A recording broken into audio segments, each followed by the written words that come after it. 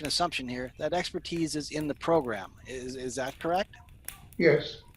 Okay, so the program is the expert. It knows when to put these recommendations out to buy and sell stock. Mm-hmm.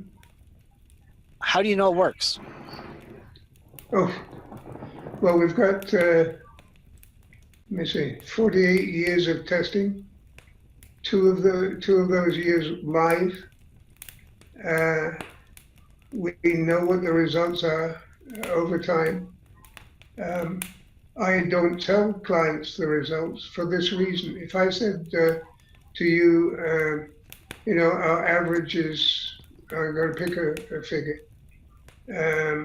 Our average is 18%, and you were happy with that.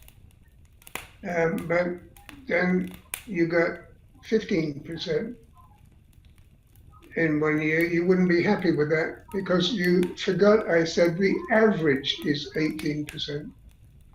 So some years will be better, some worse. So I don't tell people what rate of return is these days, but I want them to find out, because when they do, if I tell them a figure and they get it, well, okay, Tremaine said that, that's fine. But if they get a figure that is beyond their expectations, and it usually is, they're going to shout from the rooftops what they're onto, how much they're making. They're going to tell their friends and neighbors, everybody, and that's good for our business. It's good for their friends and neighbors also. Well, but I guess when people, if they're going to look at buying your program, like they can make 1% or less in a savings account and 2% if they really get into good savings accounts. Mutual funds, I think, are in the 2% area just because of all their fees. They are, on average. The S&P, you said was around 10. I thought it was around 7 or 8, but actually, right now, short term, it's a heck of a lot more than that. But the long-term average is 10 to 11%. Okay, so nobody else seems to be able to meet that because of all the problems they have. Let's say that I will tell people this: we wallop it. You will we kill it. We kill it. You'll beat up on the S&P and make more than it. Absolutely, yes. Long term. Well, and let's maybe should talk about that. This is not a long-term play. This is not a day trading or anything like that. No. In my view, that's gambling. Okay, so over the long term, you're saying that the program should make more than 10%. Yes. And by walloping amounts, whatever that is. No, you see, clients want me to tell them, what do you do? How much do you make? Well, they got money they want to make. And that's a natural thing. But I will say, look, if you're looking for 20%, you're going to be happy. Okay, well that's a big number. 20% is big return. Yes. Like 10% in most things, that's getting up there where most people who are in the average scenarios cannot make 10% in almost anything.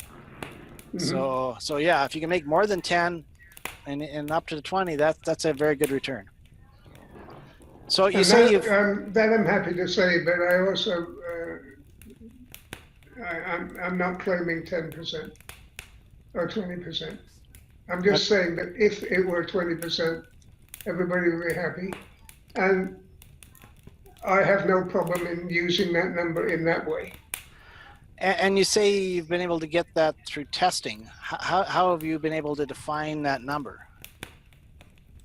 Explain that to me a little bit. Well, you said you've done some testing. Well, we've tested this program ever since it began 9 years ago. We've been at this just over 9 years. And I can't explain to you the testing without showing it, and it would bore you stiff. It is filled with figures. I test everything over and over and over and over again until we come up with the right mixture of settings that we use in the program. At one stage, there were more than 40 different different parameters, different settings.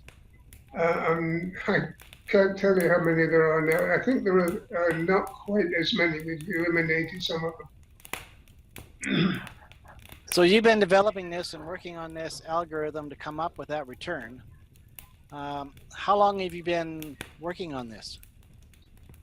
On what is now Click Portfolios, 9 years. This is December and this is December the 5th, I think, or something like that. In which case, it's been 9 years and 1 month. That sounds like a lot of work. It's a lot of work, and it's not just 8 hours a day either. So you've been working on this for 9 years. You've tested it, I assume, against history, like the stock market in the last, you said, I think 48 years. So you've applied this to that history and have come up with your returns. Is that the summary? That's how it comes, yes. Okay. And of course, and furthermore, that was back testing, but the testing for the last 9 years has been in real time. Okay. And in those 48 years, that's a pretty good slice of data. There's been a couple big, call them crashes. 1987, I was a broker in those days, and I had the telephone was a constant companion, and it would make my left ear, which is the one I usually use, like bruised after one day, and the next day I'd use the right ear. And then the day after that, back to the left. It was a tough time. I made a ton of money for clients the day after the crash. If you're Canadian, I could tell you the one stock that I made a fortune with, and that was Canadian Imperial Bank of Commerce. I remember that one easily at $16. Now, Well, everybody that. might not be able to remember that far back, but No, there was also wasn't. the big crash of 2008-9 that Yes. is, people would say we're still trying to get out of. So even through that period of time, that is part of your testing and your data? Yeah, absolutely. Like you're not just looking at some good part of the curve, I guess. No. We're looking at every day, every single day for somewhere close to 3,000. Well, I say 3,000 stocks. It's 3,000 now, but some have come and some have gone, and it changes a lot. But every stock that was available of the ones that we were looking at has been tested for every single day.